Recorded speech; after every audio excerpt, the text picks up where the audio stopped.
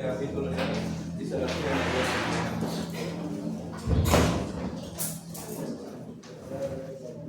Bien, mira acá. Para poder hablar de lo que es fisiología nerviosa, un poco que ver todo lo que representa la parte celular de la eliminación, en este caso la neurona. Mira acá, como sabemos nosotros en el sistema nervioso, nosotros vamos a encontrar dos grupos celulares, ¿no? Lo que es la neurona y lo que es la neuroglia. Obviamente la neuroglia tiene sus características, funciones y obviamente hay una variedad de células.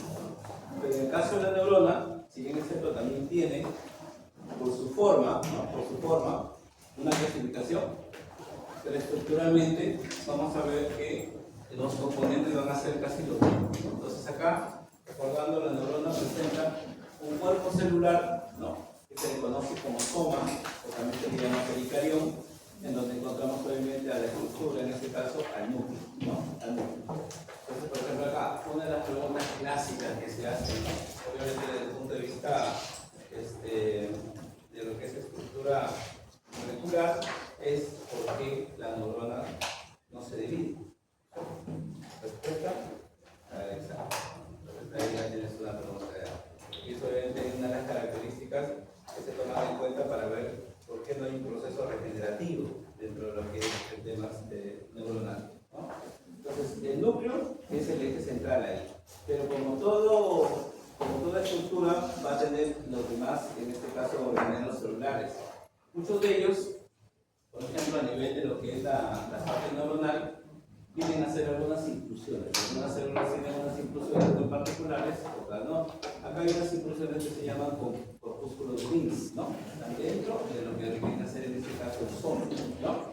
Y por supuesto, la forma de ese cuerpo celular viene a ser una forma poliédrica. Significa entonces que debe tener vértices, ¿no? Y de cada uno de los vértices de esta estructura vamos a ver unas prolongaciones. A veces solamente hay una prolongación, pero en este caso, cuando son varias, en este caso estamos viendo una neurona representativa, vamos a ver que hay muchas prolongaciones, ¿no?, que ya sabemos que se conocen como dendritas, ¿no?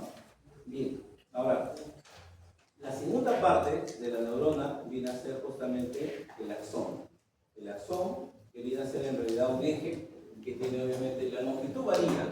Algunas pueden tener una longitud bien amplia, por ejemplo, como las motoneuronas, ¿no?, que son de bastante longitud. Otras obviamente son muy pequeñas, que son las interneuronas, ¿no? Y este axón, como ya sabemos arriba, presenta un cono, que es el punto de unión entre lo que es el cuerpo y el axón, ¿no?, que viene a ser el cono axonal. Hay una estructura, en este caso, de esa forma cónica. Y finalmente, pueden presentar también unas prolongaciones, ¿no? En algunos textos le pueden llamar telodendrón, otros le pueden llamar simplemente una terminación axonal. Entonces, los dos componentes básicos acá es el cuerpo o soma y el otro viene a ser el axón. ¿Correcto? Ahora, las neuronas, como te decía, pueden tener clasificaciones. Muchas de ellas pueden ser desde el punto de vista funcional y la otra viene a ser por el número de prolongaciones que estas van a tener. Y dependiendo de ellas, en cada región de lo que es el organismo, ¿no?, de lo que representa el sistema nervioso central o periférico, vamos a ver su distribución, ¿ya?, de estas neuronas. Ahora, como ves, hay clasificaciones distintas acá. En este caso, por ejemplo, estamos hablando, si nosotros recordamos, esto viene a ser un corte de lo que es la médula espinal, ¿no es cierto? Y a nivel de la médula espinal, nosotros sabemos que a los lados, ¿no?, a los lados de la médula espinal se originan los llamados nervios raquídeos, ¿no es cierto? O también se le llama nervios espinales. Entonces, estos nervios, si nosotros recordamos, vienen a estar acá, por ejemplo, ¿no? Entonces aquí va a salir una raíz. Recuerda que la parte más ancha viene a ser el asta anterior, ¿sí te acuerdas? Y obviamente la parte más estrecha es el asta posterior. Entonces aquí hay una raíz posterior y acá hay una raíz anterior. La unión de ambas raíces me va a dar un nervio espinal. Entonces aquí es el mejor ejemplo para ver que aquí esta raíz es una raíz netamente sensitiva, ¿ya? Y aquí normalmente la neurona va a llevar información del medio externo hacia el sistema nervioso central. Esas se llaman neuronas aferentes, ¿no? Las que llevan la información desde el medio externo. En este caso sería desde la piel. Entonces, esta neurona se le llama dentro de su clasificación sensitiva. En cambio, la neurona que se origina en el cordón anterior, correcto, viene a ser para las respuestas, las que van a ir al músculo. En este caso se llaman neuronas motoras. Entonces, ese de ahí es un ejemplo de que la clasificación va a depender del tipo de información que va a llevar en este caso o la función que va a cumplir, ¿no? Entonces hay sensitivas, motoras. Sin embargo, el nervio, que es el producto final de la unión de ambas raíces, es un nervio mixto, porque obviamente lleva ambas informaciones. Ojo, no hay neuronas mixtas, ten cuidado, hay nervios mixtos que llevan información, ¿estamos de acuerdo? En este caso de doble naturaleza. Pero la neurona, en este caso la sensitiva, en realidad se llama así porque es la que transmite la información, ¿no? Desde la piel o desde un receptor externo hasta la médula espinal, sensitiva o aferente. Mientras que la motora es eferente, que es la que lleva la información o la respuesta, en este caso al músculo. ¿Ya? Otro ejemplo, ¿no? Acá vamos a ver que hay neuronas, en este caso, que vamos a encontrarnos justamente a nivel de los sentidos. ¿Estamos de acuerdo? Cuando entremos a ver los sentidos, vamos a ver que las neuronas también tienen una particularidad, porque en este caso vienen a ser lugares en donde se va a... La lengua, vamos un poco a recordar esto, la lengua se caracteriza porque tiene las llamadas papilas gustativas, pero la papila gustativa no es la unidad estructural del sentido del gusto. ¿Por qué? Porque hay papilas que no sirven para captar sabores. El ejemplo, las papilas piriformes, están obviamente en el dorso de la lengua. Estas papilas son táctiles y ahí llega, por ejemplo, el trigémino. El trigémino va a desarrollar justamente ese sentido, ¿ya? Pero nosotros sabemos que en los 2 tercios anteriores, quien le da la sensibilidad gustativa, ¿quién es? El facial, correcto, es otro nervio ahí. Entonces, ¿cuál es la unidad estructural del sentido del gusto? El botón gustativo, correcto. Entonces, el botón está distribuido no solamente en la lengua, también está en el paladar, ¿sí? Entonces, ahí es donde vamos a encontrar estas terminaciones nerviosas. Y estas van a responder a la concentración de una sustancia. Por ejemplo, si nosotros tenemos sustancias que tengan hidrogeniones, cuidado con eso, ¿no? Sustancias que contengan hidrogeniones, recordemos que ese es el hidrogenión, ¿estamos de acuerdo? Entonces, esa sustancia va a responder al sabor ácido, ¿sí? El ácido, entonces, su ion característico viene a ser el hidrogenio. En cambio, cuando es hidroxilo, ¿ya? Cuando es hidroxilo, o sea, estamos hablando del OH, ¿sí te acuerdas, no? Del hidroxilo, en algunos libros le llaman oxidrilo, es lo mismo, ¿ya? Estos son para las bases, ¿correcto? O sea, para el sabor amargo. Es decir, los alcaloides. Alcaloides clásicos, característicos de a veces comerciales, por ejemplo, es el café. El café tiene dentro de su estructura OH, ¿correcto? La chicoria, que alguna vez lo han probado, tiene OH. Y obviamente tienen el sabor amargo, ¿correcto? Amargo. En el caso, por ejemplo, de las sales, ¿no? Obviamente responden en este caso a iones como el sodio. Normalmente la sal que nosotros consumimos es cloruro de sodio, ¿no es cierto? Pero en este caso está conformada por 2 iones. Entonces, esos son los responsables de generar ese sabor. En el caso del sabor dulce, normalmente vienen a ser en este caso los que contengan carbohidratos. Y en el caso del umami, ¿también se acuerda de eso, no? ¿Cuál es el desencadenante del sabor umami? Es el glutamato. ¿Ya? Por eso es que estos productos, ¿no? Que le llaman plato de gallina mar y toda esa vaina, ¿no? Estos saborizantes. O sea, alguien dirá, a ver, el dulce ya sé cómo es el dulce, ya sé cómo es el ácido, ¿no? ¿Y cómo es el umami? Es como, para que entiendas un poco, es como si pusieras a cocinar o a sancochar carne, ¿estamos de acuerdo, no? Y la comes tal como está, así con ese sabor. Ese sabor a carne sancochada, sin ningún condimento, sin nada de eso, ese es el umami. Y ese es justamente lo que se utiliza, ¿no?, en estos ya productos artificiales. Entonces, todos los sentidos van a tener otro tipo de células, ¿correcto? ¿Ya? Que normalmente son células de tipo bipolares. Ya sabemos que van a tener dos terminaciones. Entonces, vamos a encontrar células bipolares a nivel de lo que es la mucosa olfatoria, a nivel de lo que es la retina, ¿correcto? Ahí vamos a encontrar estas neuronas bipolares, pero que van a estar normalmente relacionadas con el sentido del gusto. Ahora, aquí hay que recordar que, también recordemos un poco el sistema nervioso en anatomía. Cuando nosotros tenemos un hemisferio cerebral, recuerda que el hemisferio cerebral, al hacer un corte, tiene una corteza, ¿estamos de acuerdo o no? Una corteza cerebral. Y obviamente la corteza va a contener definitivamente a los núcleos. Pero los axones, o sea, la corteza es sustancia gris, pero también está la sustancia blanca. Y la sustancia blanca, recordemos que son axones y vienen a ser fibras de asociación, fibras de proyección. Y obviamente hay fibras que comunican un lado con el otro. Entonces, por ejemplo, el cuerpo calloso, ustedes saben, viene a ser una base en donde los dos hemisferios se comunican. Porque arriba hay una separación, hay un surco, pero en la base se comunican ambos hemisferios. Entonces, a esas neuronas que comunican un hemisferio con otro hemisferio, se le conoce como fibras de asociación o llamadas interneuronas. ¿Correcto? Interneuronas. Entonces, por ahí que estaba dentro de esa clasificación. Entonces, como ves, todavía no estamos entrando a lo que es el clásico tipo de clasificación, pero dentro de la parte de lo que es la fisiología, ¿ya?, de lo que es la fisiología, vamos a ver que las neuronas empiezan a adoptar nombres dependiendo de la región o la estructura que empecemos en este caso a estudiar, ¿ya?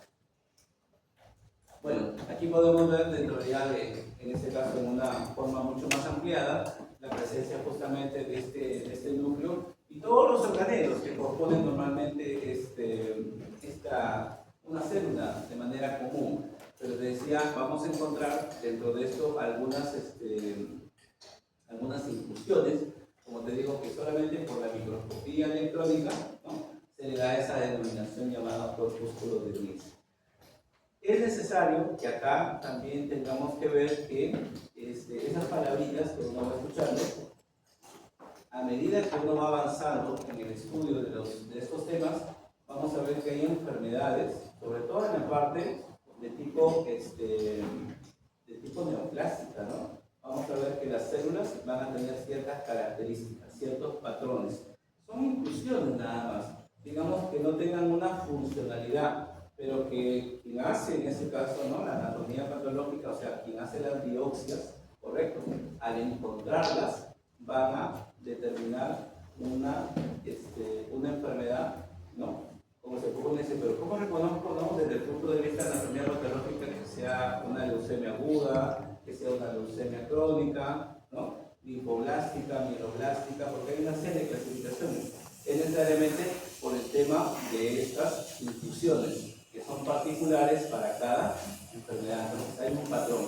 Pero vuelvo a repetir, desde el punto de vista funcional, digamos, no tiene una importancia determinante. Acá el determinante definitivamente viene a ser el núcleo. Ahora, aquí podemos ver, para ir un poco ya entrando, sabemos que los axones presentan justamente un recubrimiento, ¿no es cierto? Ese recubrimiento se llama mielina, ¿correcto? La vaina de mielina. Y esta mielina, por supuesto, tiene una particularidad, ¿no? ¿Cuál? Que esta de acá va a permitir que acelerar el impulso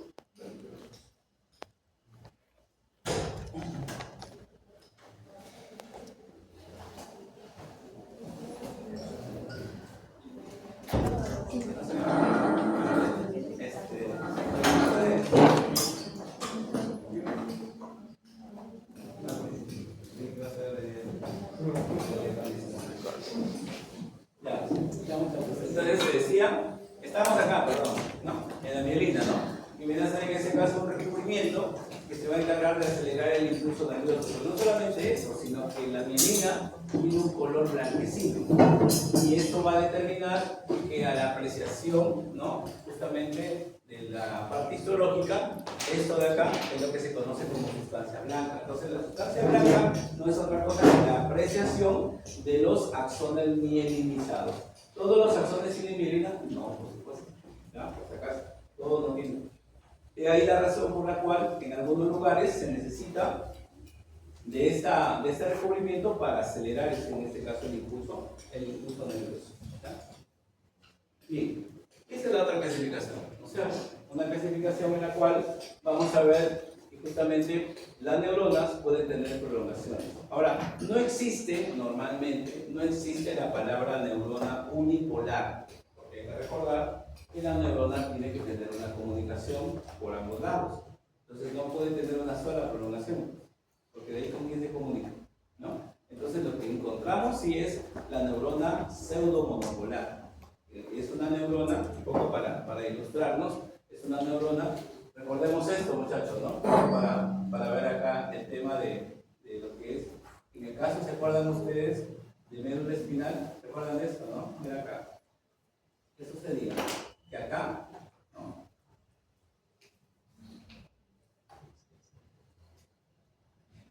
Miren acá. Cuando había, en este caso, este es el asta anterior y este es el asta posterior. Entonces, a este nivel, muchachos, sabíamos que salía la raíz posterior.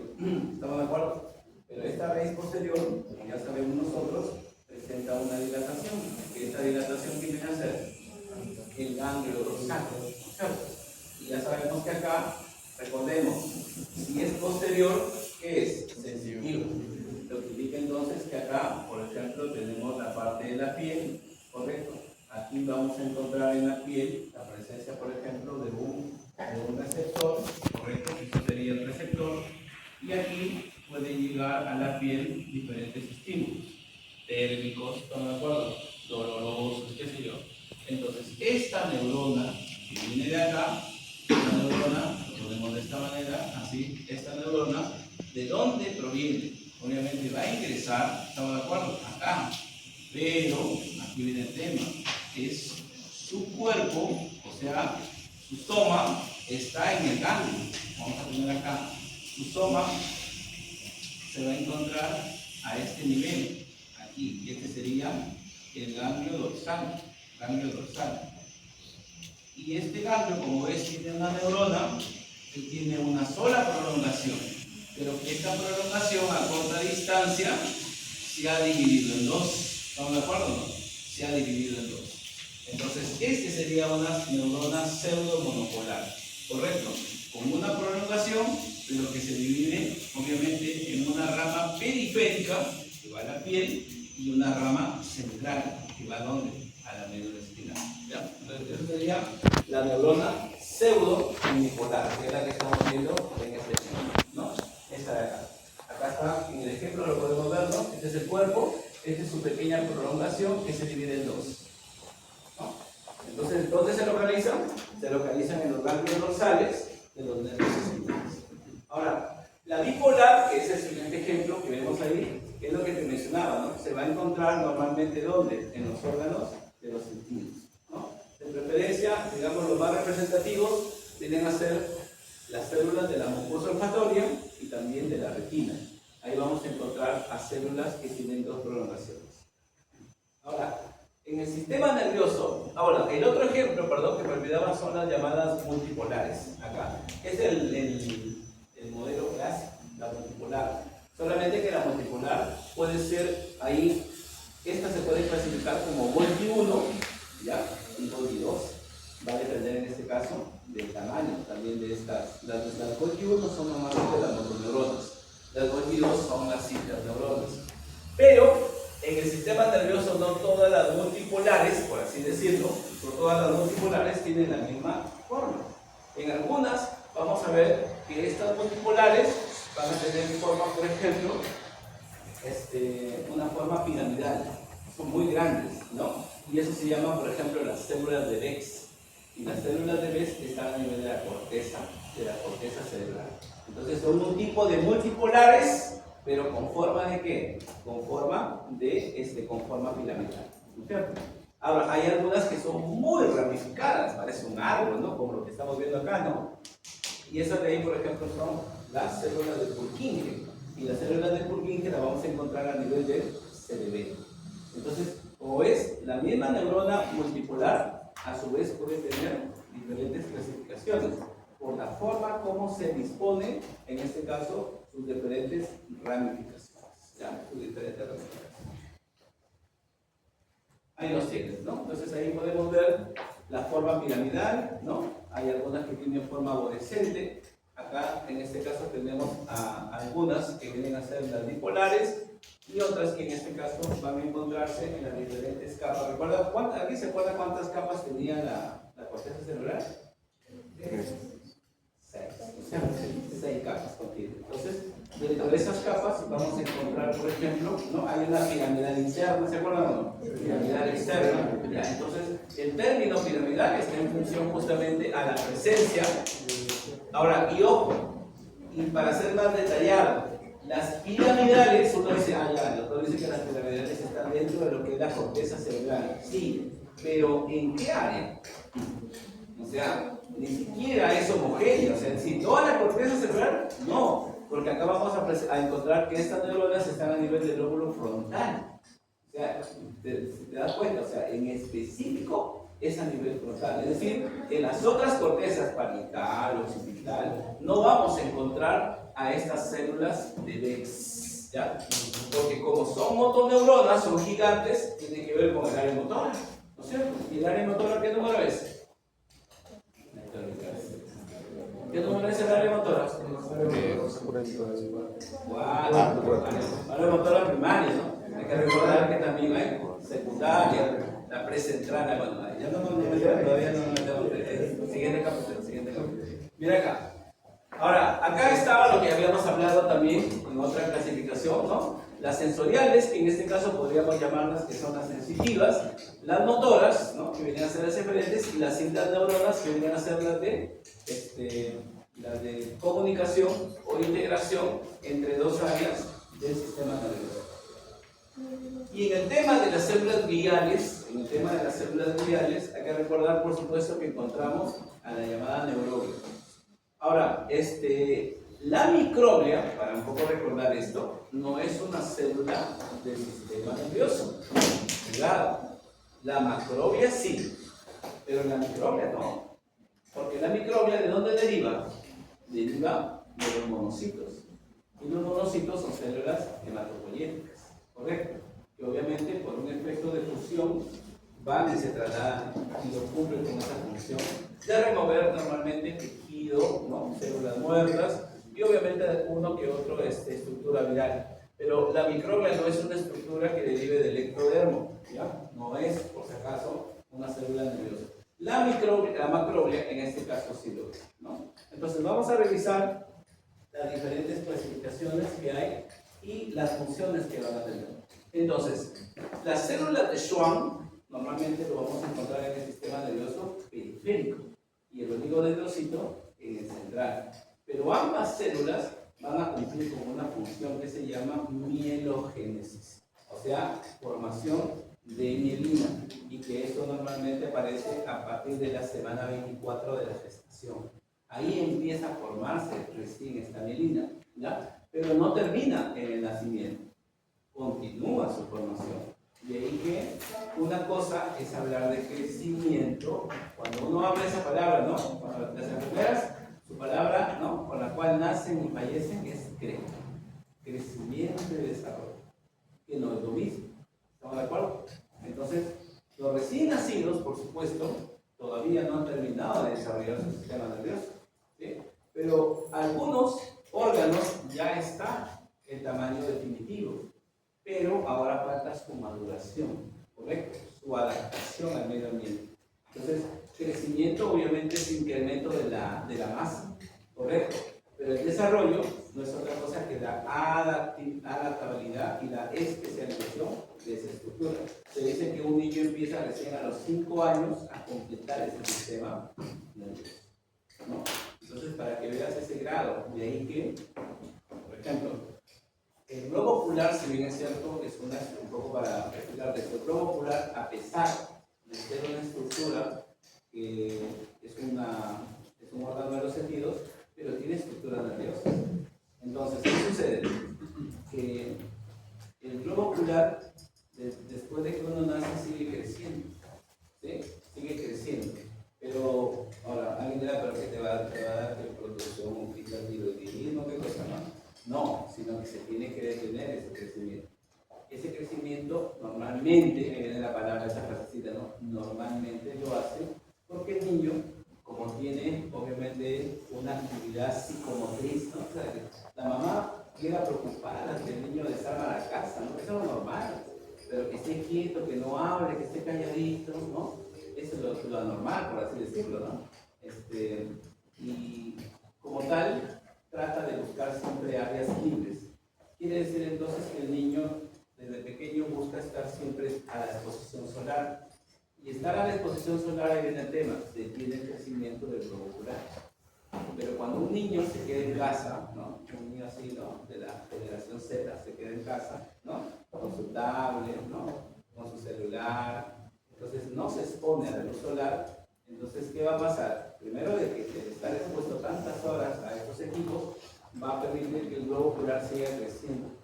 Y al seguir creciendo, como ya sabemos nosotros, el ángulo de incidencia de la luz solar va a tener dificultad para llegar a la retina. Ya saben, la imagen se forma delante de la retina y eso va desarrollando una miopía, ¿correcto? Entonces, el incremento de las miopías hoy en día se da por ese problema, de que tenemos muchos pequeños utilizando estos equipos electrónicos, ¿no? Y se exponen demasiado. Peor si están en la noche, ¿no? Expuestos a esta luz, ¿no? Tantas horas, ¿no? Por eso que lo que la mamá quiere es que no grite, que no llore, ¿no? O sea, que ella está feliz, porque también está en sus TikTok, ¿saben, no? Pero el niño es un problema, porque ya va a desarrollar un problema que se pudo haber evitado, ¿no? Entonces, ya saben, una de las condiciones de la miopía, ¿cuál es? El aumento del diámetro anteroposterior, o sea, el incremento de ese diámetro anteroposterior del globo ocular. Bien, bueno, estábamos acá, ¿no? Mira, entonces, aquí está lo que te mencionaba, ¿no? La mielogénesis, o la producción de mielina, desde la edad gestacional, ¿no? Lo que vemos ahí, 24, ¿no? A 24 estamos hablando ya aperturando el séptimo mes, ¿no? El séptimo mes normalmente hay varios cambios, ¿no? La mielogénesis, la formación del inicio también del surfactante, entonces son cambios que se van dando de adaptabilidad. Ahora, a nivel de lo que es el axón, hemos dicho nosotros que hay un recubrimiento, pero este recubrimiento no es total, o sea, este es el axón y no es que la mielina lo cubre totalmente, no es así, porque hay que recordar que en realidad quien lo envuelve, ¿quién es? La célula. La célula lo envuelve y a su alrededor va creando esta sustancia, ¿correcto? Pero es la célula, las prolongaciones las que envuelven. Normalmente acuérdate que acá hay una diferencia. La célula de Schwann es pequeña, ¿sí? Quiere decir entonces que para un axón van a haber varias células de Schwann. En el caso del oligodendrocito es diferente, porque es grande. Entonces, para un oligodendrocito hay varios axones, ¿correcto? Es diferente. Célula de Schwann, varias células para un axón. Oligodendrocito, un oligodendrocito para varios axones, ¿no? Un poco la diferencia. Pero te decía de que no es completa, no es homogénea, sino que en ciertos espacios vamos a ver unas interrupciones. A esas interrupciones de la mielina, dentro de su distribución de lo que es el axón, se llama nodo de Rambier. Pero el nodo de Rambier también cumple con una función. ¿Por qué? Porque el impulso nervioso que llega, ¿estamos de acuerdo? Salta, ¿correcto? Va a saltar, ¿no? Ese impulso empieza a saltar. Entonces, esa comunicación saltatoria, ¿no? Esa comunicación saltatoria es gracias a la presencia de esos nodos de Rambier. Porque si no hay nodos de Rambier, entonces se va a interrumpir la comunicación. No, hay una comunicación saltatoria dentro del axón. Y es lo que te mencionaba, ¿no? Entonces, esta mielinización, obviamente son envolturas, ¿no? Es aquí las prolongaciones, ¿no? Como si fueran capas, ¿estamos de acuerdo? Que van a ir en este caso, rodeando, en este caso, al axón, ¿no? Rodeando al axón.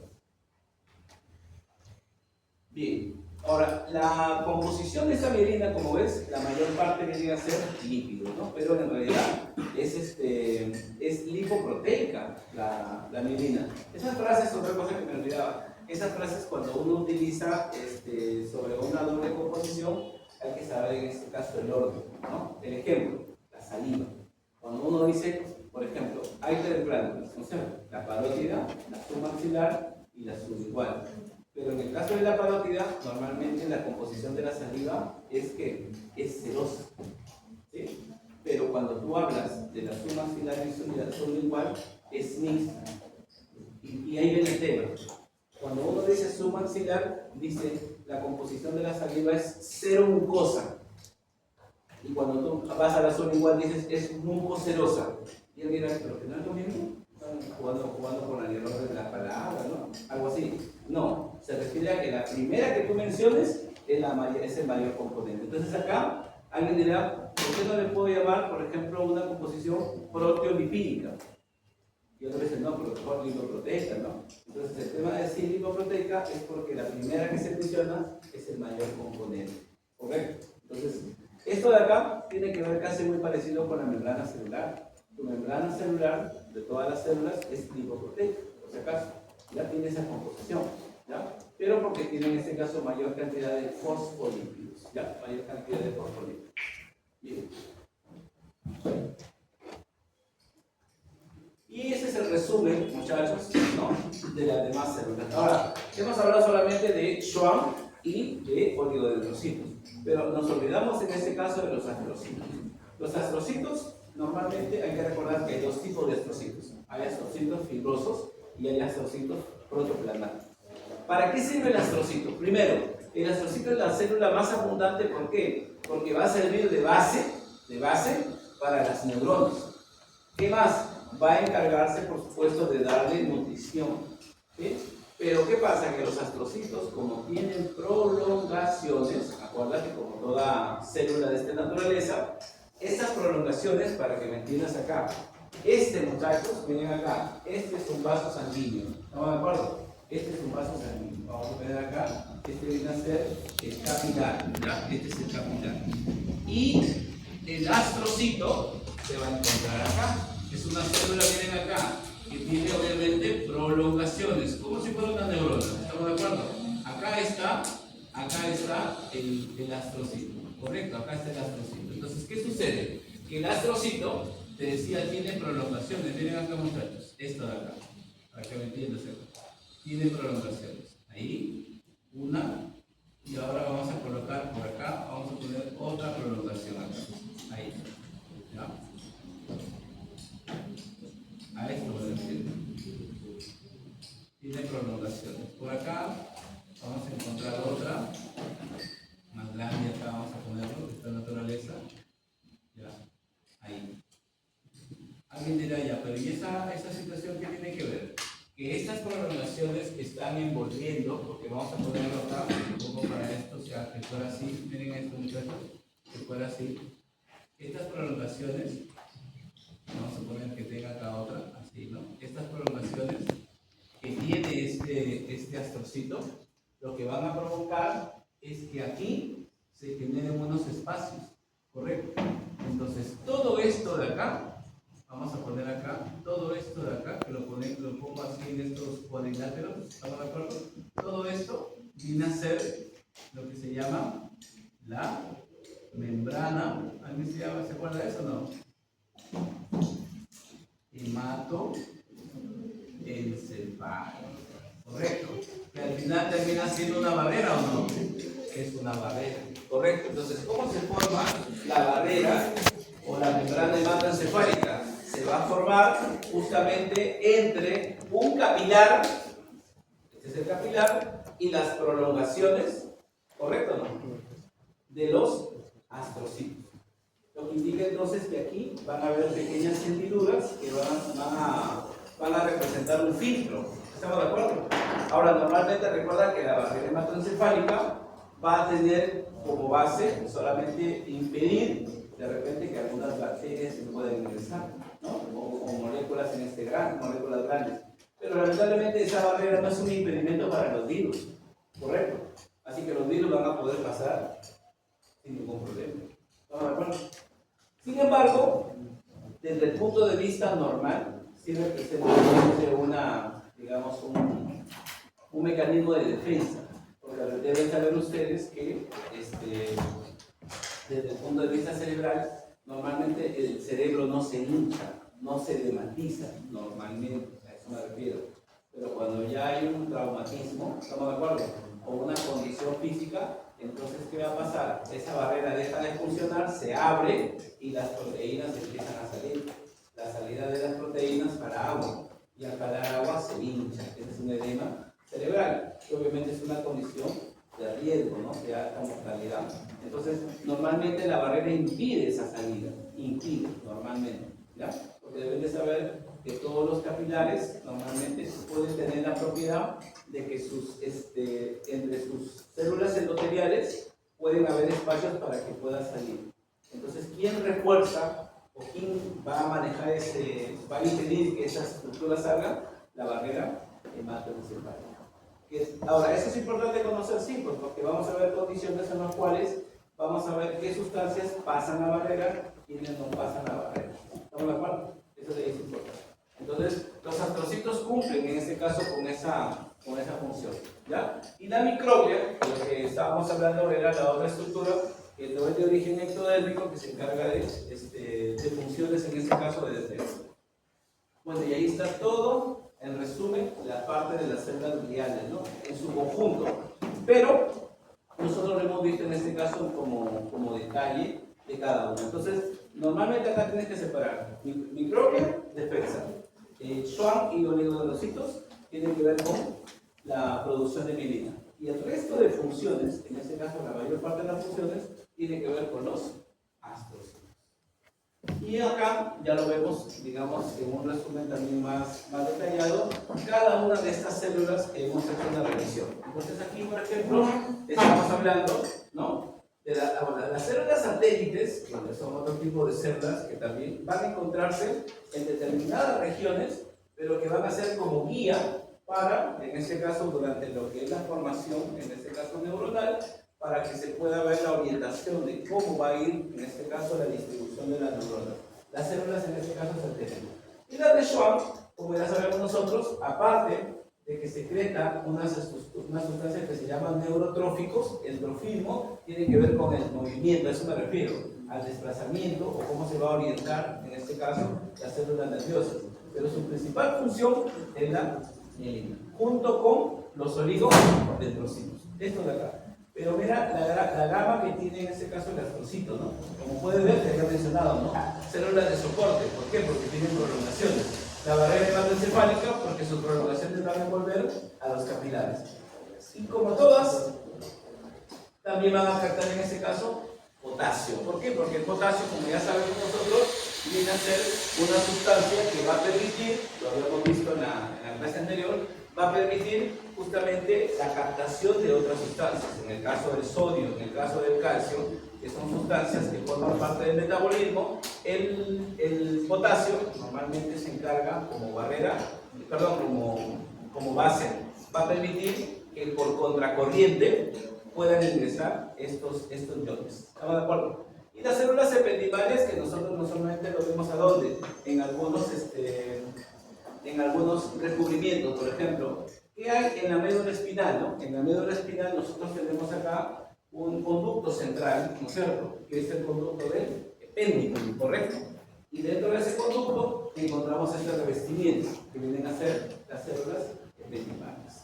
¿Ya? Bien, ahora, la neurona de por sí, sabemos que su propiedad más importante es la excitabilidad y la conductividad. Pero para que esto se produzca, ¿ya?, se necesita justamente que ocurra un potencial de acción. Ahora, pero también lo vamos a hablar en el tema muscular. Pero ¿qué se necesita para que haya un potencial de acción? Tiene que haber un estímulo. Y este estímulo lo que va a provocar es abrir canales de iones. ¿Estamos de acuerdo, no? Y estos canales, como ya saben, tienen a ser los más importantes, que son los de sodio y potasio, ¿no? Así como ingresa el sodio, correcto, sale el potasio. Y eso se llama despolarización. Entonces, ese fenómeno se va a volver a repetir acá. Solamente que acá encontramos dos diferencias. Primero, que aquí vamos a encontrar potenciales locales, ¿correcto? Que digamos es el punto de partida, y lo otro son los potenciales propagados. Que obviamente el propagado ya de por sí es el que empieza la conducción, ¿correcto? Ahora, dentro de esta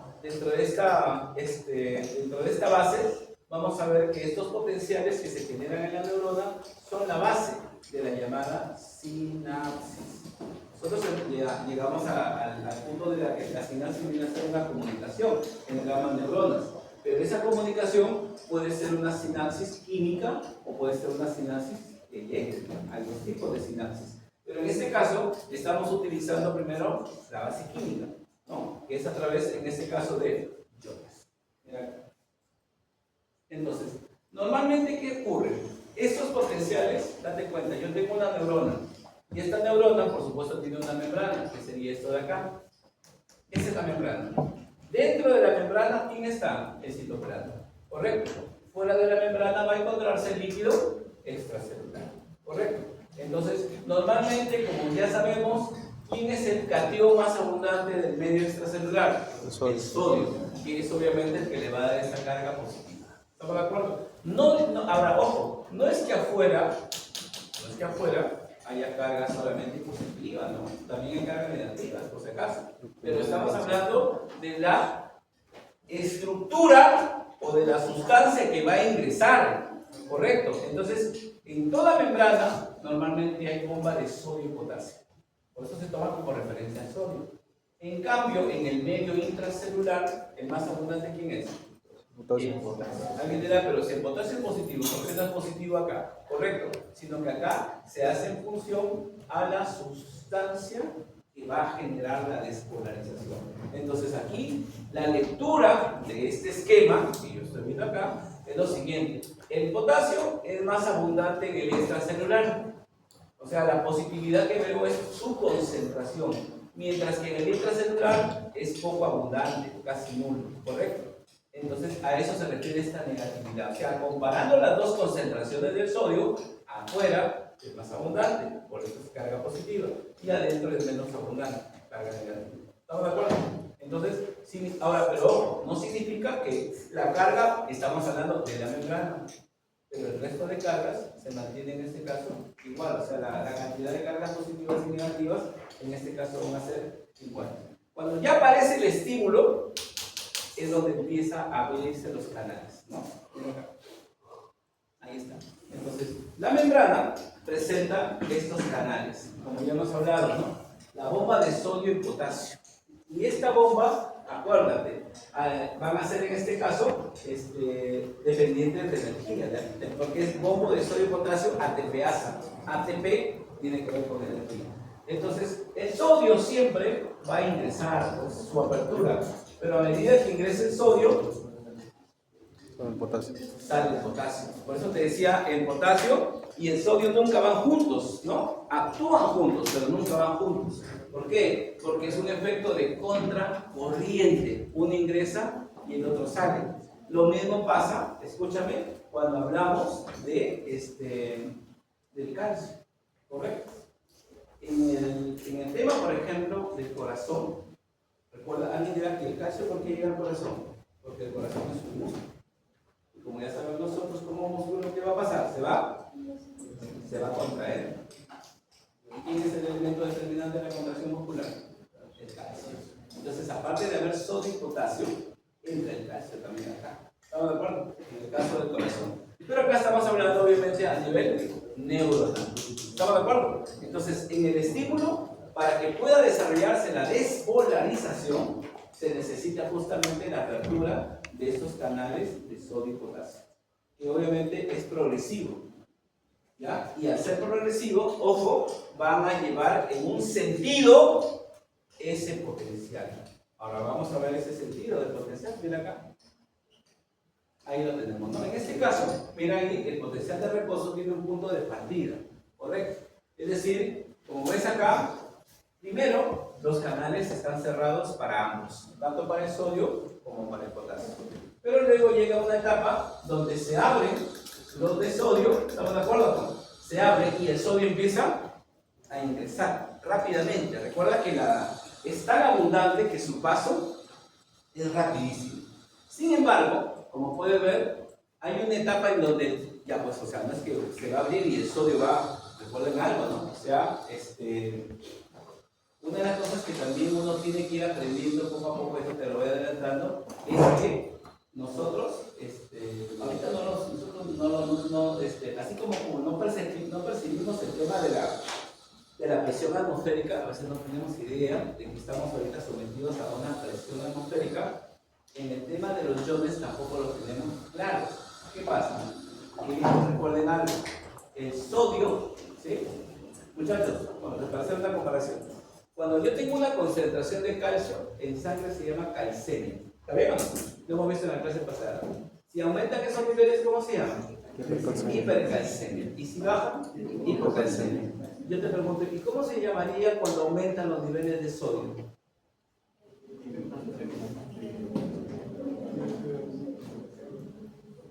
Cuando aumentan los niveles de sodio en sangre. Hiper. Claro. Natremia. ¿Y por qué natremia? Porque el sodio, recuerden que el sodio, su nombre viene de un latín, que es natrium. Y por eso se llama natremia. Es como el potasio, ¿no es cierto? El potasio viene de... ¿Por qué su símbolo de potasio es Ca? Porque viene del latín calium. Por eso se llama hipercalemia, hipernatremia. ¿Correcto? En el caso, por ejemplo, el cobre, ¿no? ¿Han escuchado, no? Cobre. Su símbolo no es CO, es Cu. Porque viene de qué? Del cupro, ¿no? Y por eso existe el óxido cuproso. Porque no es igual el cobre, ¿no? O sea, dice, no es cubroso, cabroso, no, mucha vaina, ¿no? No, es cupro. Entonces, algunos elementos vienen de latín. Ahí sí te ves. Esa vaina te gusta. Mira, escúchame. Bien. Escúchame. Entonces, acá te decía, el sodio cuando ingresa, ¿ya? No podemos permitir que el sodio, o sea, ¿de dónde proviene el sodio, muchachos? Del medio extracelular. ¿Sabían o no? Del medio extracelular. Y no olviden que cuando uno habla, de homeostasis, ¿sabían o no? Es equilibrio del medio interno. Pero deben de saber que ¿a quién se le llama medio interno? Al líquido extracelular. ¿Estamos de acuerdo? Entonces yo tengo una concentración de sodio en ese líquido. Abro un canal y el sodio empieza a ingresar. Pero no puede ingresar tanto, pues. Porque si no entramos a una hiponatremia. ¿Correcto? Una hiponatremia. Y deben de saber que los dos extremos del sodio, hiponatremia o hipernatremia, afectan directamente el sistema nervioso. Cuando una persona tiene una gran deshidratación, ya sea por una diarrea acuosa, ya sea por dengue, lo último que se le quita es el dolor de cabeza. Le pasa la náusea, el vómito, la fiebre, el malestar, pero el dolor de cabeza está ahí. Y la única forma de poder recuperarnos es reponiendo esos electrolitos. Por eso es que cuando uno va a un centro de salud, por ejemplo, ahorita que estamos con algunos casitos de dengue, ¿no? ¿Qué te dan? Paracetamol para el dolor, si es dengue, si es signo de alarma, y te dan sales de rehidratación oral. ¿Estamos de acuerdo? Ahora, ¿ustedes han probado alguna vez esas sales o no? ¿No? Entonces, hoy día, por ejemplo, ¿no? Hoy día, viernes, ¿no? Viernes el cuerpo lo sabe. Te vas a la playa, ¿no es cierto? Bacán a Pimentel y te tomas un sorbito de agüita de mar. ¿Bacán? Una de las cosas que a veces no entendemos nosotros es que somos muy buenos para recomendar. Pero mientras tú no pruebes esa situación, ¿no? Y eres a veces malo gritando a la gente, ¿no? Pero pruébalo tú, pues, tómalo tú. Tanta vaina. Por eso es que uno tiene que tener, ante esas situaciones, si es que has pasado por ese problema, tú tienes que hacerlo. Vamos a hacer una sala de rehidratación, ¿no? 1 litro de agua, también haciendo tu medida, ¿no? Lo remueves y lo pruebas. Una cucharadita todavía ni de té todavía, ¿no? Y es fatal.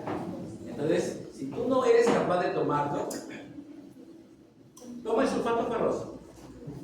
Sabor a metal, tiene esa vaina, ¿no? Como te hubieras como chupando unas monedas, ¿no? Y quieres que el niño lo siga tomando. Tómalo tú, pues, a la santa vaina. Tú eres el médico que tanta vaina, la estrella, ¿no? Tómalo. Entonces, de ahí que uno siempre busca las formas, de ahí que los nombres comerciales le quitan el peso a un nombre genérico, porque al final es lo mismo, porque tienen saborizantes. Nada más. Eso de que es mejor, es de marca. Si tú te pones a hablar de un poco de farmacocinética con alguien de ahí, pues te lo vas a llevar de cuenta, ¿no? Pero no es el tema de la composición del medicamento. Es el tema de que tiene unas sustancias adicionales que le cambian el sabor. Y obviamente al cambiar el sabor mejora la tolerancia. ¿Correcto? ¿No? Cuando nosotros normalmente, ¿qué hacemos? Le pedimos que la persona que se va a hidratar tenga 2 horas. ¿Tiene que tomar sales, doctor, obligatoriamente? Sí, pues. Porque tiene que reponer ese sodio. Por eso está con ese problema. Entonces, si la sopita no le entra, no, o sea que no, a veces la mamá te da sopa de gallina, de gallo y todas las aves, ¿no? Pichón y todo, ¿no? Aves guaneras, ¿no? No, con esa creencia, ¿no? Pero o tomas agua, que el agua, bueno, te hidrata, pero no te repone, pero lo otro es haciendo comparación, ¿no? Entonces decimos, ¿sabes qué, mamita? Prepárate tu litro, ¿no? De esta sal de hidratación, pues esas copitas de shot, ¿no? Así, en esa bebida, ¿no? Que la tomas así por poquito, ¿no? Y al costado tu jarra de limonada grande, ¿no? Entonces te tomas uno así y un vaso de medio litro, ¿no? Para que lo toleres. Pero la idea es de que lo va tomando, porque no se toma en un minuto, ¿no? Se toma en 24 horas, la duración es de 24 horas, y repones sobre ahí. Entonces, miren la importancia, volvemos ahora al tema, que el sodio no se puede desequilibrar. Por eso alguien dice, pero ¿por qué se abre el canal, pasa el sodio y automáticamente este sodio de acá luego se va a tener que cerrar, ¿no? Se va a tener que cerrar. Bueno, es justamente ¿por qué? Porque la concentración no puede variar, ¿correcto? No puede variar de esto de acá, ¿ya? Entonces, este canal, como pueden ver, se abrió, pasa el sodio, pero luego se va a cerrar. ¿Estamos de acuerdo? El potasio obviamente permanece abierto porque tiene que compensar su salida para que haya una compensación en el flujo de iones ahí, ¿correcto? Pero luego estos canales también se van a cerrar y finalmente entran a estado de reposo.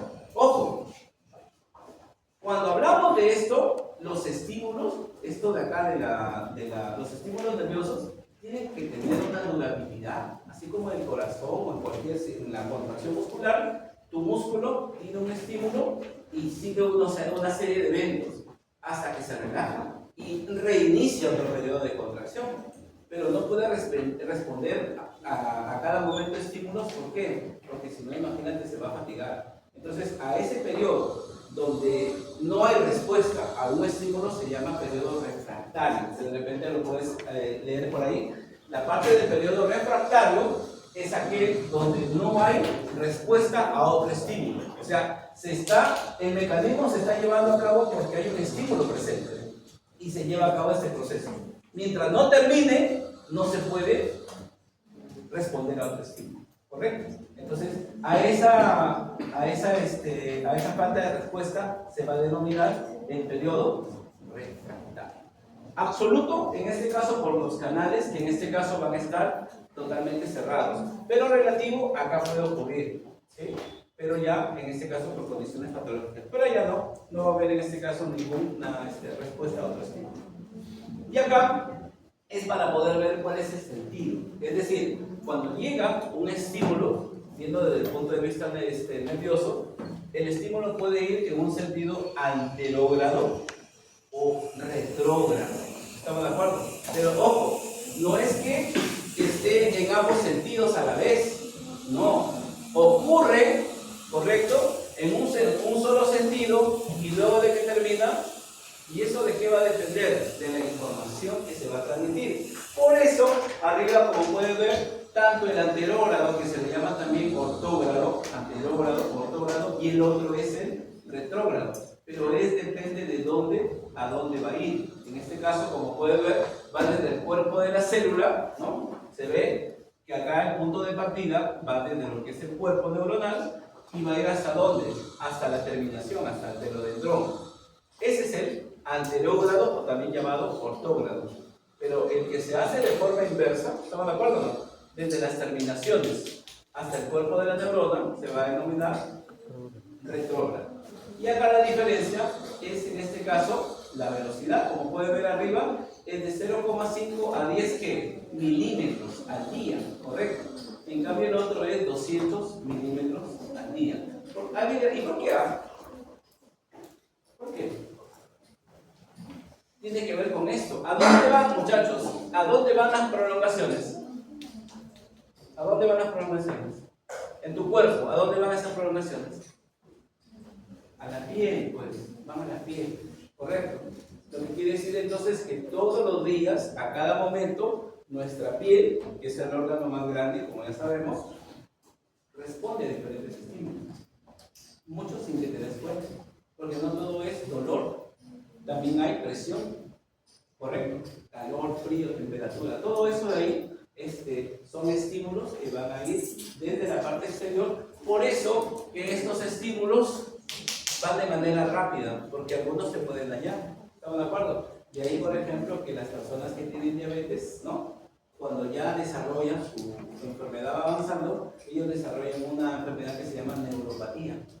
Y en esa neuropatía, alguien dirá, pero ¿cómo es posible que se haga una herida en el pie si esta persona siempre está con calzado? Muchas veces se da en algún momento de esos cambios del calzado, se puede lesionar, pero como no le duele, ¿correcto? No le duele, obviamente no se da cuenta. Ya se dan cuenta cuando ya la esterilidad está avanzada, ¿no? Entonces, ahí, eso es lo que te trato de decir. O sea, normalmente nuestro cuerpo lleva esa información, pero se va a ver afectada, como en este caso en la diabetes, por la neuropatía diabética. Bueno, y entramos a ver la sinapsis, ¿no? Entonces, como ya sabemos nosotros, la forma en que una neurona con otra se comunica es a través de la sinapsis, ¿cierto? Y ya sabemos que la sinapsis parte de un potencial de acción, que es lo que vamos a explicar, ¿no? Acerca de estos iones. Ahora, el punto de partida de la sinapsis justamente es que hay una terminación que se une a otra. Hay diferentes tipos de sinapsis, o sea, alguien dirá, puede haber una sinapsis entre un axón y otro axón, claro, eso se llama la sinapsis axónica. ¿Estamos de acuerdo? ¿Ya? Pero también se puede dar entre un axón y una dendrita, que sería axodendrítica. O puede darse entre dos dendritas, que sería dendrodendríticas. ¿Correcto? Entonces hay diferentes tipos de estas comunicaciones. Pero independiente de eso, las dos terminaciones, ven acá, las dos terminaciones van a tener justamente estas sustancias, unas vesículas. ¿Qué son unas vesículas? Unos sacos. Y en estos sacos vamos a encontrar neurotransmisores. ¿Estamos de acuerdo? Y los neurotransmisores son los responsables de desencadenar todo ese proceso. ¿Ya? ¿Cuáles son los neurotransmisores más comunes que hay acá? La acetilcolina y la noradrenalina. ¿Estamos de acuerdo o no? ¿Sí? Por eso vamos a encontrar receptores colinérgicos que están en relación aquí a la acetilcolina, y también vamos a tener receptores que adrenérgicos que están en relación a la adrenalina. ¿Correcto? Ahora, ojo, los colinérgicos, hay dos tipos. Creo que en la clase pasada hemos hablado. ¿Qué receptores colinérgicos tenemos? Nicotínicos, muscarínicos. Cuidado para el examen. Y los nicotínicos son N1, N2. Y los muscarínicos son N1, N2 hasta N5. Cuidado con este cuadrito, ya te estoy dando, ¿ya? Ahí. Buen entendedor, estos cuadritos son interesantes. Escúchame, pero ya, no échame de acá.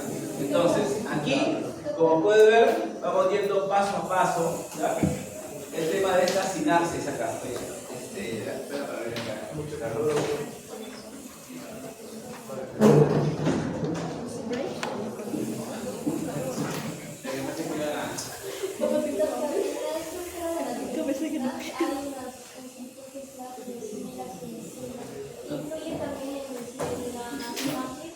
No te escuché, perdón.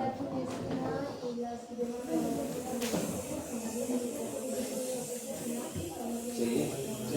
Justamente intervienen en la transmisión. En la transmisión a nivel del axón participan. Las dos. Sí, participan participan y definitivamente van a participar en la semana. Ya muchachos, miren acá.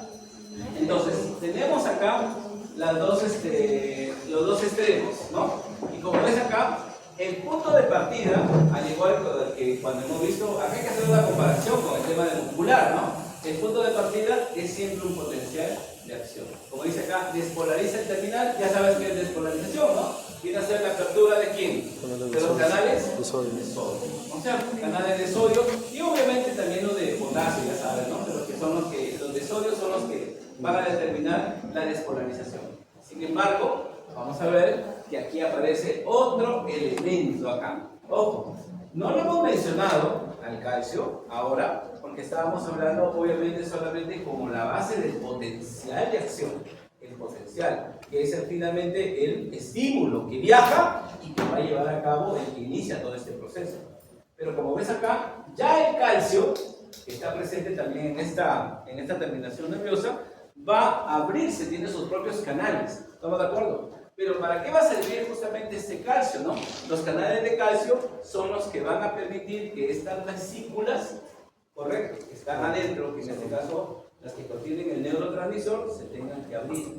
Entonces ese término de poder expulsar, miren acá, estas vesículas viajan hasta el borde y gracias al calcio se van a degranular.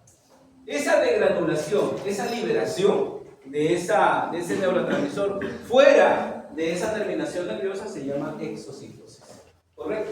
Entonces primero tenemos un potencial, ¿estamos de acuerdo? Luego tenemos el calcio, que se abren sus canales, y finalmente el ingreso de calcio permite la exocitosis. ¿La salida de quién? Del neurotransmisor. Ahora, ese neurotransmisor va a ir a este espacio, ¿no es cierto? Recuerda que el neurotransmisor no es que va de un lado hacia otro, no, entra a este espacio que se conoce como el espacio sináptico, para que finalmente llegue al otro lado, para que un receptor, correcto, va a empezar, en este caso, a captarlo. Y ojo, el neurotransmisor lo que hace es como una llave. O sea, es como si ingresara una llave, correcto.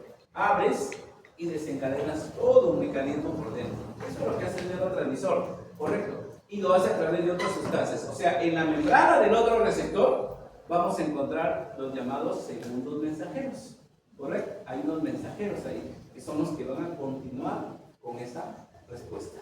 Pero estos normalmente son los eventos que van a encontrarse dentro de lo que es una sinapsis. ¿Estamos de acuerdo? En este caso sería una sinapsis por neurotransmisores. Y acá está nuevamente la parte, digamos, si ya empezamos a detallar, esto ya lo hemos visto, ¿no? Entonces acá estamos hablando de la generación de lo que es el potencial de acción, ¿no? La presencia obviamente de los canales, el ingreso ya de los canales de sodio, y en la misma estructura celular nosotros vamos a encontrar que después de haberse generado toda esta liberación, sodio, calcio, neurotransmisor, el neurotransmisor finalmente ¿de dónde va? Al otro extremo. Y en ese extremo presenta que receptores. Hace rato lo habíamos dicho, hace un momento nada más hemos hablado, ¿no? Hay diferentes tipos de receptores. ¿Estamos de acuerdo? Y esa es la base, muchachos, esa es la base para poder hablar justamente cuando ustedes entren a farmacología. Ya, el doctor te va a preguntar por eso acá. ¿Estamos de acuerdo? ¿Sí? Por ejemplo, ¿quién de ustedes nunca ha tomado, por ejemplo, clorfenamina? ¿No? Loratadina, cetiricina, ¿no es cierto? ¿Hemos tomado alguna vez? ¿Qué son esos? Antihistamínicos, ¿no? Por una alergia, estás gripado, todo producto que contenga, va a ser en este caso antihistamínico. Pero los receptores para la histamina son H1 y H2. H1 y H2. El tema está que los antihistamínicos clásicos son H1. ¿Estamos de acuerdo? Sin embargo, el H2 son para otra sustancia, que no necesariamente es para la alergia. Entonces, cuando tú hables de un medicamento, normalmente está asociado a un receptor, y que normalmente el medicamento bloquea el receptor para que no se desencadene. Claro, no todo por si acaso tiene que ser en función al receptor, pero la gran mayoría de medicamentos tiene que ver con eso. ¿Estamos de acuerdo? los receptores colinérgicos, ¿correcto? Que es en este caso de la acetilcolina. Vuelvo a repetirte, son de dos tipos, ¿no? Y normalmente, recuerda algo, los receptores colinérgicos van a estar asociados ¿a quién? Al músculo. ¿Cuántos tipos de músculo tenemos? Hay un músculo estriado esquelético, hay un músculo estriado cardíaco y hay un músculo liso. Es más, el liso tiene variantes. ¿Por qué? ¿A qué se refiere variantes? Porque hay un liso unitario y hay un multiunitario. Y eso va a estar en diferentes órganos. Entonces, los receptores, normalmente los M, los muscarínicos, van a estar asociados al músculo. ¿Correcto? Pero obviamente hay que saber en qué órganos encontramos los diferentes tipos de receptores. ¿Estamos de acuerdo? Dependiendo de eso, actúa, en este caso, la acetilcolina en este caso. Entonces, como ves acá, una vez que llega su receptor, llega el neurotransmisor y interactúa con el receptor, va a generar una serie de eventos, que normalmente son eventos mediados por energía, ¿ya? Y también por segundos mensajeros. Y va a desarrollar toda una actividad dependiendo, por ejemplo, dirá, ¿cómo así? Porque yo quiero que, por ejemplo, desarrollar un movimiento. Perfecto. Al desarrollar un movimiento, entonces, va a tener que actuar aquí. ¿Para qué? Para que este estímulo que estamos viendo acá lleve a cabo, por ejemplo, la transmisión ¿a dónde? A una estructura nerviosa para la contracción de determinado. Por ejemplo, quiero desarrollar un movimiento para elevar los hombros. ¿Quién desarrolla la elevación de los hombros? El trapecio. Pero entonces, ¿cómo te tiene que ir el estímulo? El estímulo tiene que ir al nervio que inerva al trapecio. ¿Quién inerva al trapecio? ¿Qué par craneal? A propósito de hoy vamos a ver pares craneales. ¿Qué par craneal?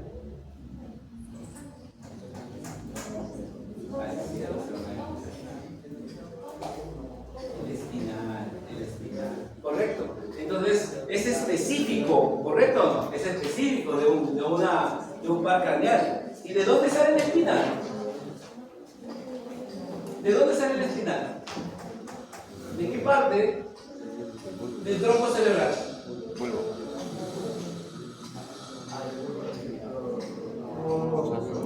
El verano. Es el calor. No me echa peso, no me echa peso. Vamos a ver la clase, la práctica, para todo no va a pagar las plataformas. ¿No? Ya. Entonces, aquí te decía entonces que participan los segundos mensajeros. Y uno de los segundos mensajeros más comunes que también se ve en el sistema endocrino es este señor, ¿no? El AMP cíclico. AMP cíclico. ¿Estamos de acuerdo? Este AMP se va a activar hasta GMP, como ves ahí, que obviamente es por una modificación enzimática. Y esto va a desencadenar a otras enzimas. En realidad, esa ya es una parte molecular, pero, digamos, todo esto va a seguir una secuencia en donde también inclusive participa el ARN, por eso habla de una transcripción. ¿Estamos de acuerdo? Participa el ARN dentro de lo que es este fenómeno molecular para desarrollar una determinada acción, ¿correcto? Porque recuerden ustedes que normalmente la neurona desarrolla un mecanismo de respuesta. Hay un estímulo a través de este potencial de acción, pero ¿qué se busca? Una respuesta. Ahora, normalmente las respuestas son musculares. Por eso es que hablamos de los muscarínicos, ¿no es cierto? Los M. Acuérdate de M, muscarínico, M de músculo, ¿ya? Pero no todo es muscular. Muchas veces tiene que ver justamente con el tema de producción de algunas sustancias. Por ejemplo, imagínate que tú te estás lesionándote. Y al tener una lesión, obviamente el cuerpo no lo va a reconocer, ¿no? Si bien es cierto, hay una respuesta, pero el estímulo tiene que ver con el dolor. Y nosotros, con el dolor, lo hacemos a través de una sustancia que se llaman endorfinas. Las endorfinas son las responsables del dolor. Mientras tengamos un caso de una enfermedad que duela, eso es lo normal. Debes alegrarte, ¿no? Porque duele, ¿no? Lo normal es que no duela, ¿no?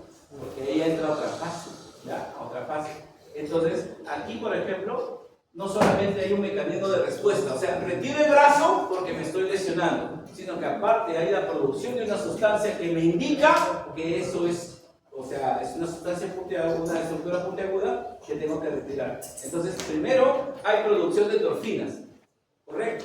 Y luego hay el movimiento. Entonces hay doble respuesta. Por eso le digo, cada vez que hablemos de un estímulo nervioso, no siempre es para desarrollar un movimiento muscular. Es lo más común, es lo más conocido, es lo que más se realiza, pero no es lo único.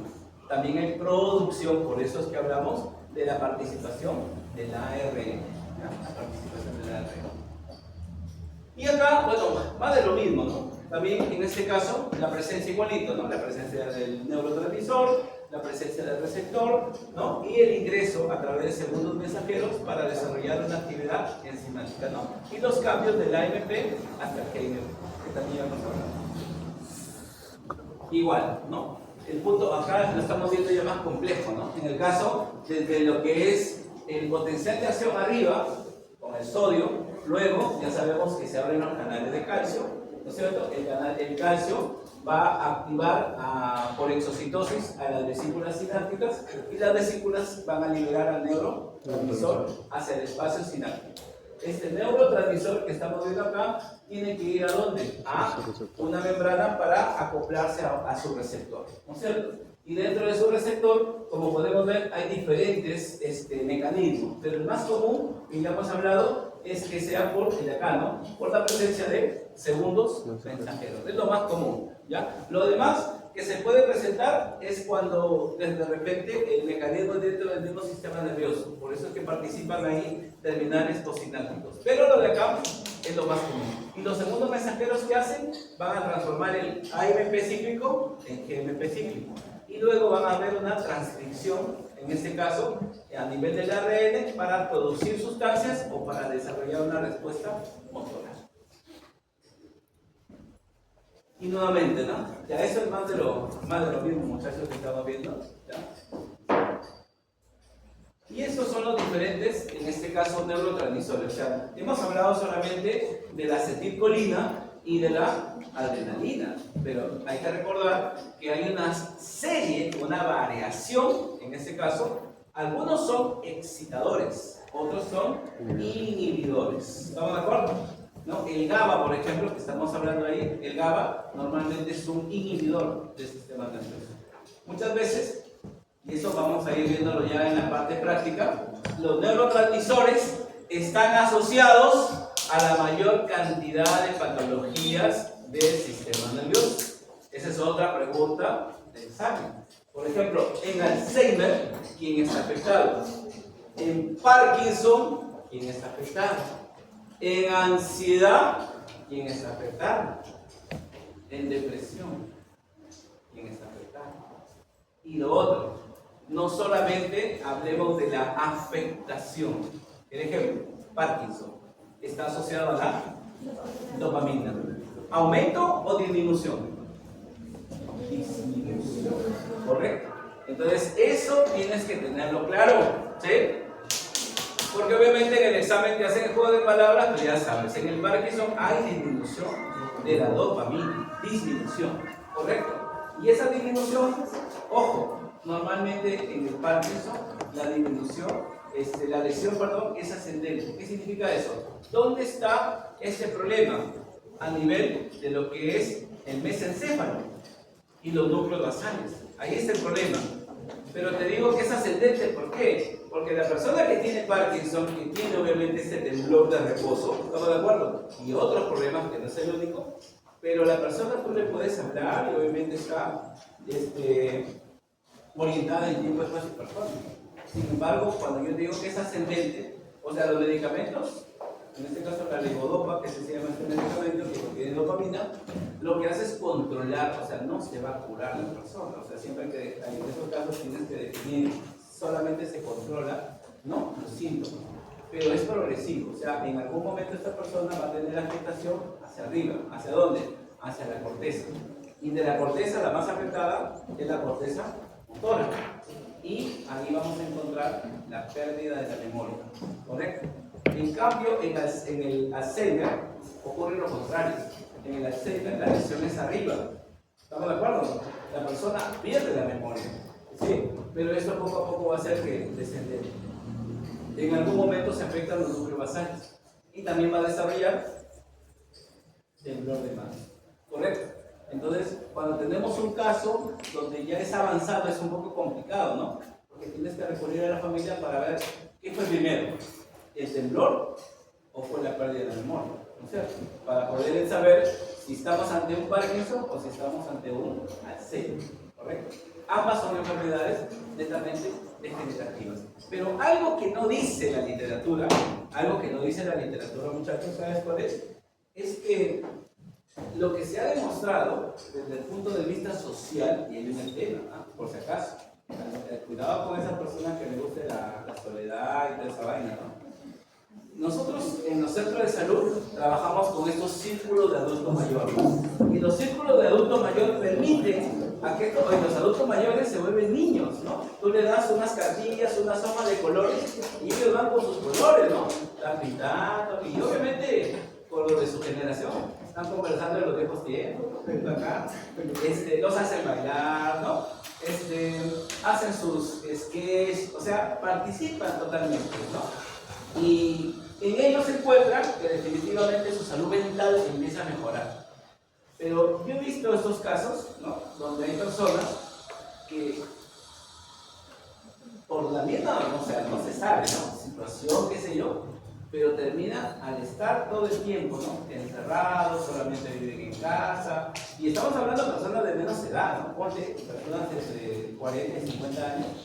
Personas que empiezan a desarrollar trastornos psiquiátricos, ¿correcto? Pero no porque hayan tenido algún otro problema, sino porque están todo el tiempo, ¿no? Y personas así, ¿no? Cuando yo llega me dice, no, doctor, mire mi abuelito por acá, y ahí empieza a hacer indagación, ¿no? Te digo, ¿tú qué eres? No, yo soy su nieta. ¿Qué tal? Mucho gusto. ¿Tú vives con él? No. ¿Puedo llamar a alguien que viva con él? No, es que vive solo. Entonces, esa persona que no tiene, por eso es que hay que cuidar con los abuelitos, ¿no? Por eso es que el abuelito cuando quiere conversar no te suelta, ¿no? Te va a contar toda su vida, ¿no? Desde lo que pasó en el año 1945, todo. Y te decía más, lo vas a visitar todos los días y te cuenta la misma historia, ¿no? Entonces, porque necesita esa interacción social, ¿correcto? Mientras tengamos adultos mayores que no tengan, y no solo adultos mayores, pero hablamos de esa edad, de ese rango, obviamente porque pensamos que el resto sí es social, pero esas personas normalmente quieren esa interacción y mejoran su salud mental, ¿correcto? Era en el otro extremo, les comento. Yo había X años atrás, había estado haciendo docencia, enseñaba yo anatomía, y había encontrado en un grupo, ¿ya? Que había un chico que tenía unas orientaciones, ¿no? Medias, ¿no? Y ahí viene el tema. Su grupo, ¿no? Me acuerdo una vez cuando yo decía, ¿no? Hablando del aparato reproductor, ¿no? Y hablando de la fimosis, ¿no? Ese prepucio largo, ¿no? Yo digo, y eso se puede, yo les decía a los chicos, ¿no? Y eso se puede presentar porque a veces desde pequeño la madre en la que sale un pequeño masaje, ¿no? A nivel del pene del pequeño, poco a poco, ¿no? Sobre todo cuando está bañando porque hay agua, jabón, y eso permite el repliegue, ¿no? Antes se explicaba, ¿no? Yo digo, pero ya, obviamente, digo, si eso persiste con la edad, ya hay que ver los temas y todo eso, ¿no? Entonces, acabó la clase y vino el médico, ¿no? Y uno de ellos me dice, doctor, queremos hablar con usted. Queremos, son varios, sí. Y había hablado, pues, y todas las chicas se fueron. Y se quedaron todos los varones, ¿no? ¿De qué pasamos? Usted estaba de la fimosis, ¿no? Sí, el prepucio largo. Todos tenemos ese problema. ¿Todos? Sí. Entonces, o sea, y tú lo veías, pues eran chicos, o sea, el perfil de ellos, chicos de casa, todos, ¿no? Ninguna queja académica, o sea, pero tenían ese problema, ¿no? O sea, que desde casa habían desarrollado eso, ¿no? Pero ya, saliendo de ese tema, volviendo al otro contexto, todos los demás no comentaban eso, o sea, lo veían, hacían sus alemanes y toda esa cosa, ¿no? Pero el círculo social no le afectaba, lo adoptaba normal. Obviamente él paraba más con las chicas, bueno, las chicas no querían, pues cada cosa, ¿no? Pero al momento de hacer trabajo, todo eso, o sea, de bacán, ¿ya? Después de un tiempo lo encontré, ¿no? La que venga a los lentes, ¿no? Fíjate, no vengo acá, me entera, ¿no? No, pero ¿cómo está? Hola, digo,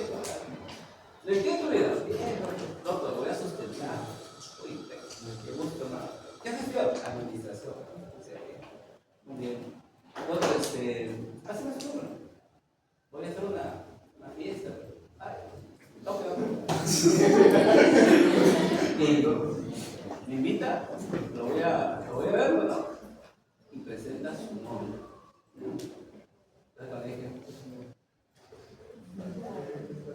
Pero ¿qué pasa cuando el círculo social es revoltoso, cuando el círculo social lo lleva, ¿no?, a que esa situación, ¿no?, o sea encima de que ya está teniendo una conducta, el círculo social va contra eso, ¿no? Entonces la persona termina cediendo, algo así. Y es algo, vuelvo a repetir, la literatura no lo dice, pero las conductas se pueden controlar, eso sí está demostrado. Pero vuelvo a repetir, no es rentable, ¿no? No es rentable, porque acá a veces hay el tema de que respetar ciertas cosas, no, pero se puede controlar las conductas y la persona, ¿no?, después de controlar eso y desarrollar obviamente su círculo social, termina desarrollando su vida como nació, algo así, ¿no?, para no utilizar otro término, como nació. Y lo mismo pasa con los adultos mayores, o sea, la salud mental del adulto mayor se puede ver deteriorada cuando no existe este acompañamiento social, ¿no? Y hay personas, y hay lugares, yo he visto en los pueblos, ¿no?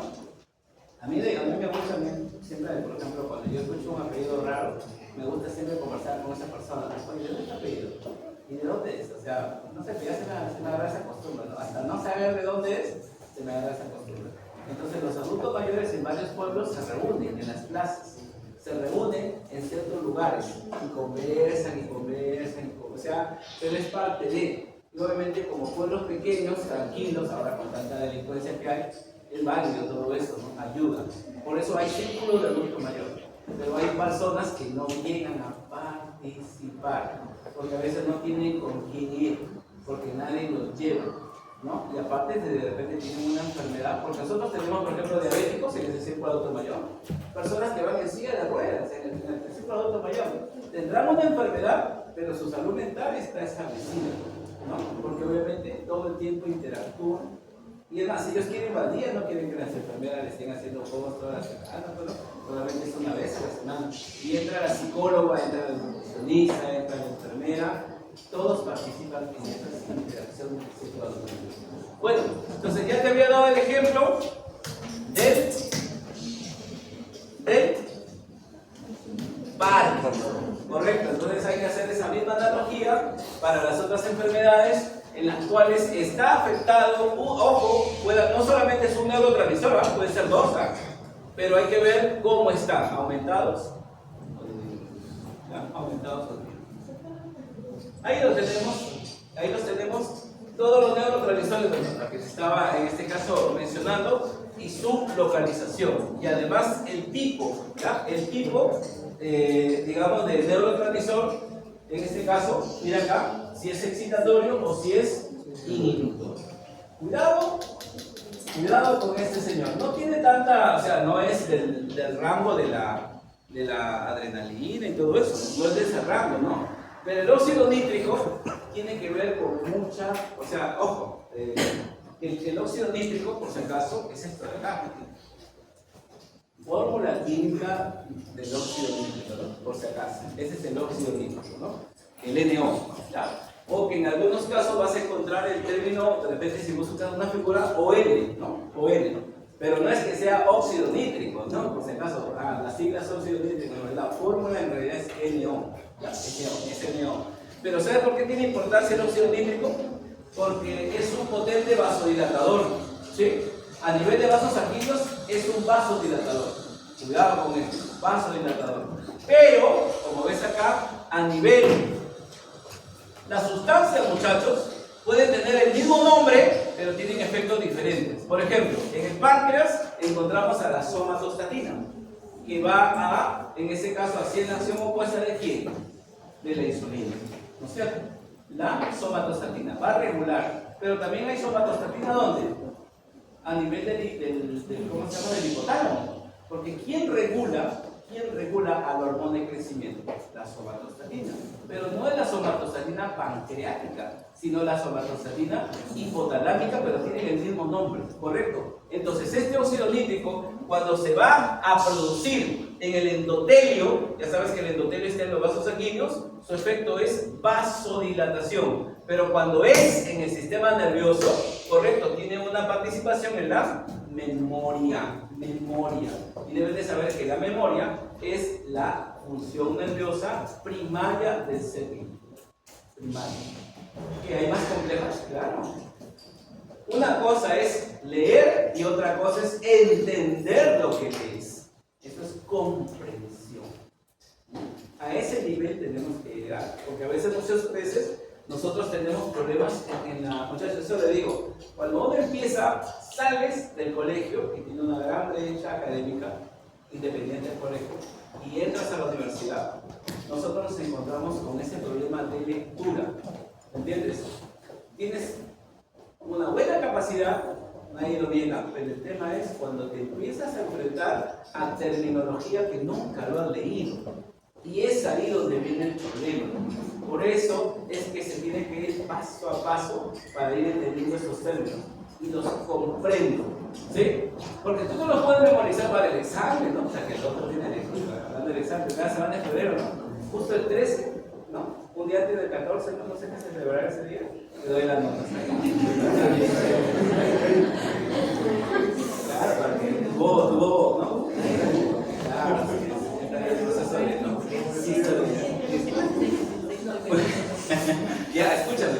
Entonces, te decía, la memoria es lo más básico que hay, pero escúchame, una cosa es esa frasecita, memorizar, y otra cosa es aprender de forma correcta, pero la memoria como tal, correcto, por eso que ahorita cuando hablamos de algo de anatomía 1 o de fisiología 1, qué sé yo, todo lo que se puede haber hecho antes, ahí haces uso de la memoria.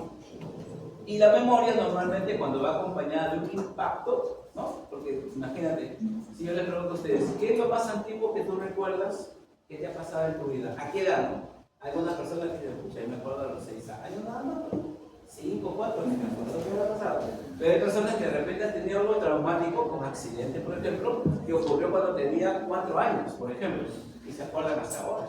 Se cayeron, no sé, ¿no? Pasaste la noche en tu vida, algo, ¿no? Pero eso lo recuerdas siempre, para toda tu vida. Entonces está marcado por un tema de un trauma, de una emoción fuerte. Pero la cosa es que, entonces por eso hablamos de memoria a corto plazo y de memoria a largo plazo, que es lo que está justamente mencionándose dentro de esa parte. ¿Ya? Tiempo y marcador, pero ustedes no. Ya, muchachos. Entonces, solamente faltan algunas láminas de este tema y se las